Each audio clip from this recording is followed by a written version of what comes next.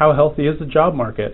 We've got some very good news from the government on Friday showing that payrolls have finally retaken their pre-recession peak. This is about a 9 million job round trip we've taken from the peak in 2008 all the way down to the low during the midst of the recession and then back up again. It's not all sunshine and lollipops, however. There's still a number of measures that suggest that households are still suffering and healing from the very deep decline we saw during the recession. If you look at measures such as the employment to population ratio, wage growth, median household income, all these measures are still well below levels that would be considered healthy, and that continues to constrain consumers. We've seen retail sales growth slow down somewhat. But the good news is that the tailwind suggested from Friday's jobs numbers looks like it's set to continue.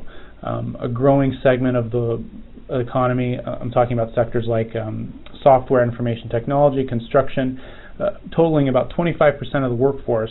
These companies are saying that they're having a tough time finding workers and that they're planning on increasing wages to attract laborers. So that's a positive sign that we could finally see some positive wage pressure going forward.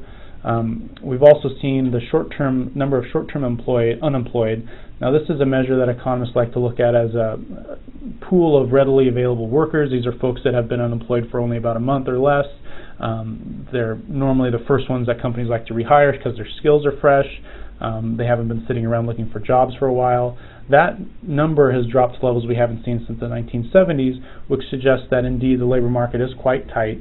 Now the final two metrics I want to really see before we can declare victory for the average family in this recovery is going to be the number of long-term unemployed, which was very high during the midst of the recession and has been coming down quite rapidly, but is still fairly elevated, and we haven't really seen wage growth yet.